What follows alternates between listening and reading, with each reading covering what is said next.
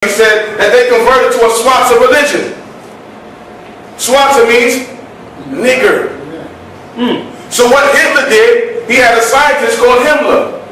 Him and Himmler, they traveled throughout all of Europe and they showed slideshows of the ancient Hebrew Israelites and showed ancient carvings of Israelites and said that these are Negroids. So why? All of a sudden, when all of our forefathers, all of our Afrocentric scholars told us that the Hebrews were black, we're saying now it's Western philosophy. Somebody's stuck in the age of denial.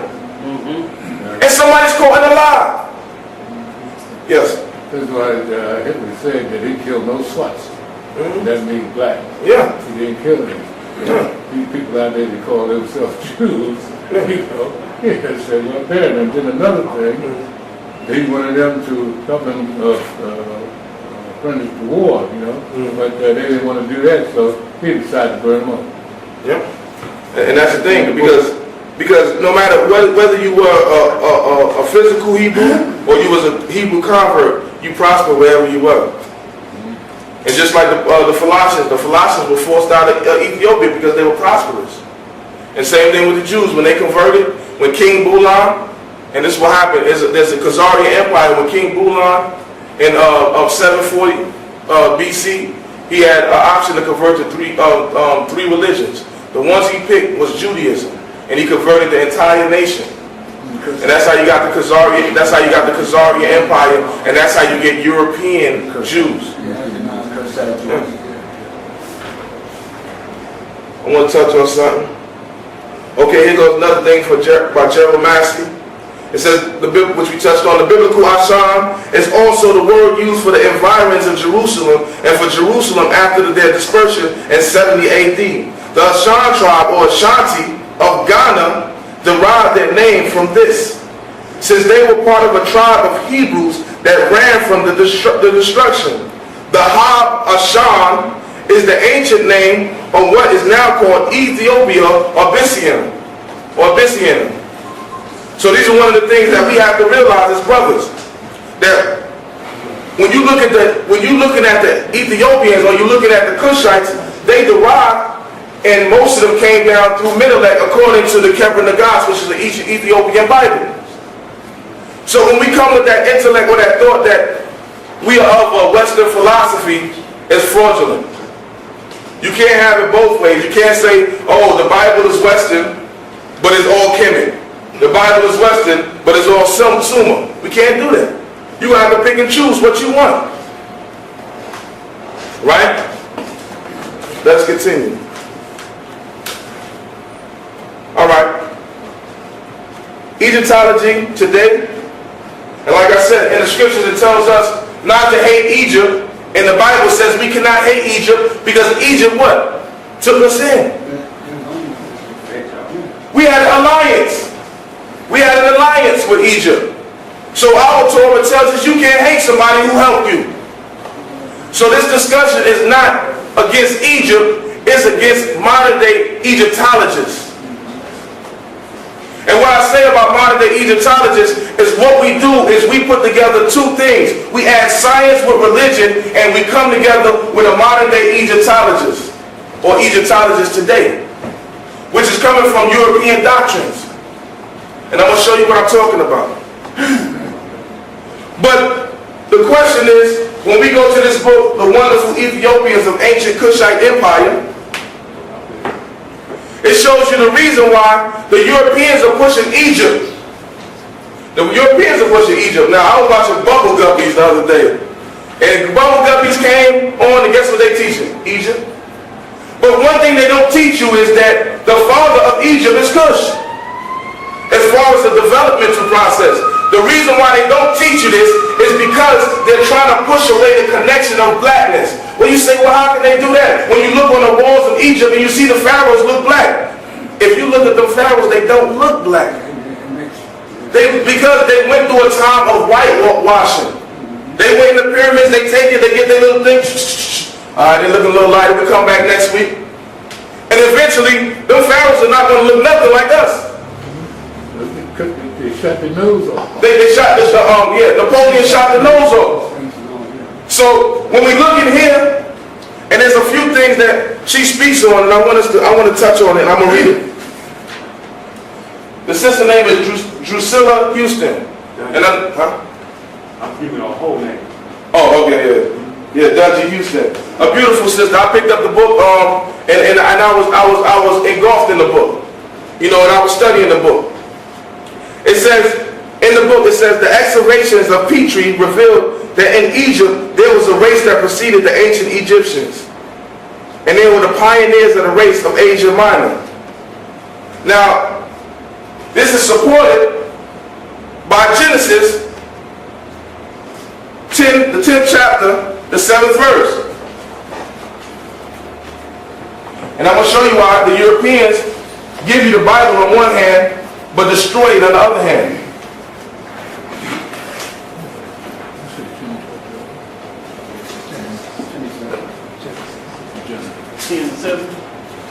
And introduce yourself, brother. We got my brother Nasi Yashuv'El, and your name, my Lord?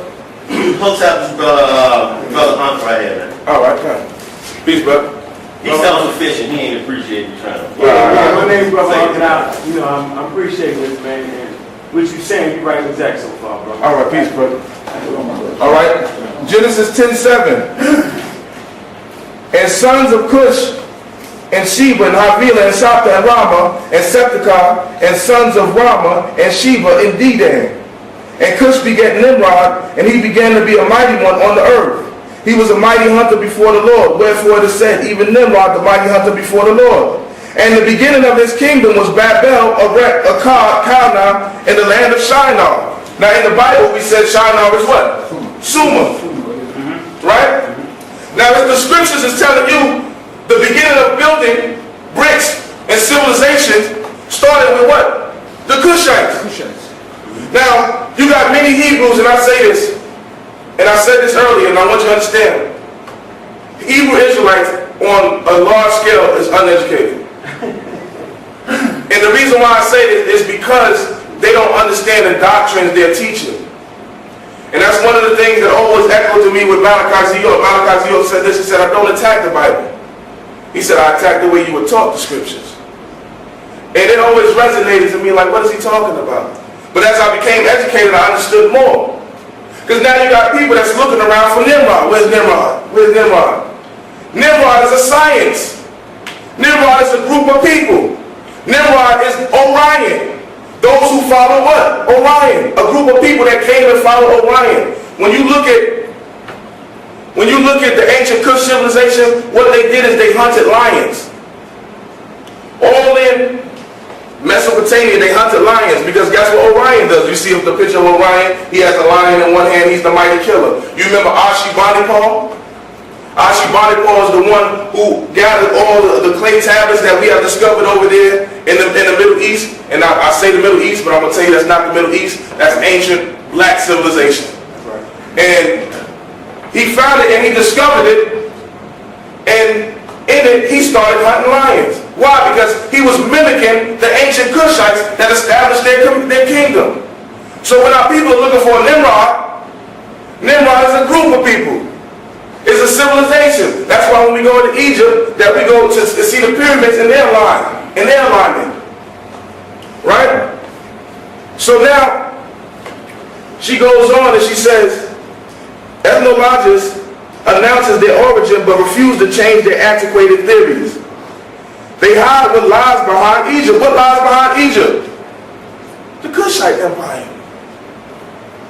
It goes on to say that the ancient Hebrews called Ethiopia the torrid zone, right? Which is a fertile area. The Greeks said the Ethiopians were, they ruled the Ganges and the Tigris. And the Israelites taught that the Ethiopians ruled 3 continents at one time. Now this is not the Jews though, right? This is our people.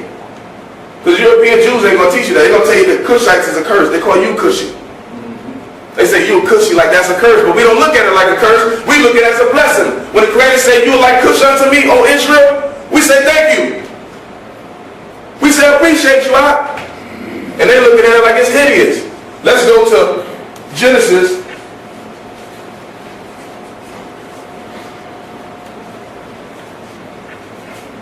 the 3rd chapter.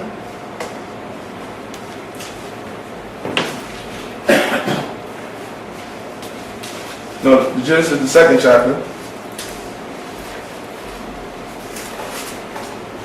The 10th verse.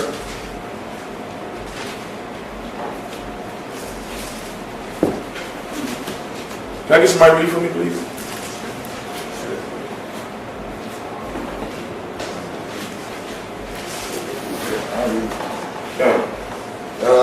Genesis 2, verse 10. And the river issued forth from Eden to water the garden. And from there it is divided and became 4 headwaters. The name of the first is Pishon, the one that encircled the whole land of Havilah, where the goal is. The goal of that land is good. The Begodalak is there, and the Shushan stone. The name of the second river is Gihon, one that encircles the whole land of Cush. All right, now let's stop there, because Europeans want you to think that black civilization is a small place. But in the Bible it says the land of Cush is connected to what? The Euphrates and the Tigris.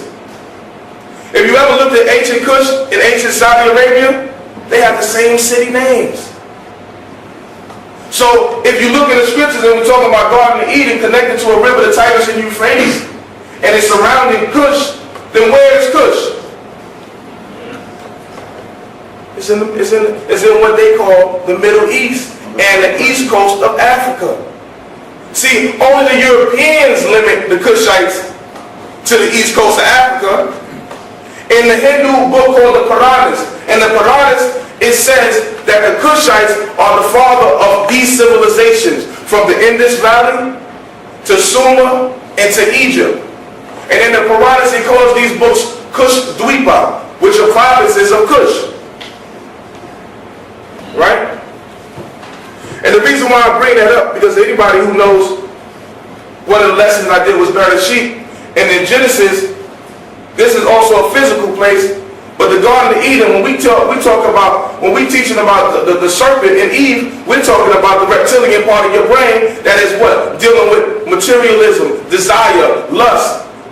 We teach you that the serpent is one who brought DNA, who taught man how to procreate. We talk about the Garden of Eden, we're talking about the right hemisphere, the brain, and intuitiveness. This is what we're talking about now. So when I say that and I bring the science, that when we talk about the 4 rivers that were physical, we understand that under your pia mater, that there's also cranial canals that also break into 4 streams and what? Nourish your brain.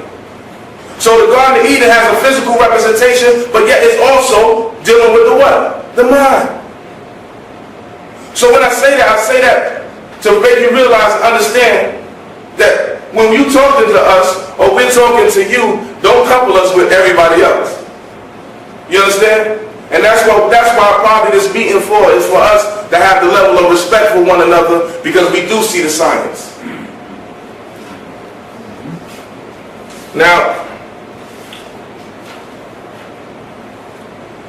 this doesn't say many other things in the book, but she says the problem with the world is because they didn't accept the Bible, and they didn't accept the Greeks when they told you that this is what Ethiopia was. This is one of the things she said. Now I don't even use the word Bible because I hate that word. It's ugly to me. Let's use Tanakh, because you know Bible got a bad thing about it. You start talking about King James and you start high-fiving boys on the butt. We're not getting into that. We're talking about the Tanakh.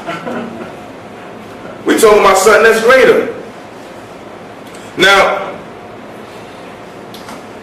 let me ask you a question. Why do you think that they destroyed Sumer? Now, they didn't destroy Egypt. They took stuff from Egypt, but they left a lot of stuff in Egypt. And I'll show you that if it wasn't for the Bible, archaeologists wouldn't be in Egypt in the first place. Come on. Not Europeans after Alexander. They left it alone.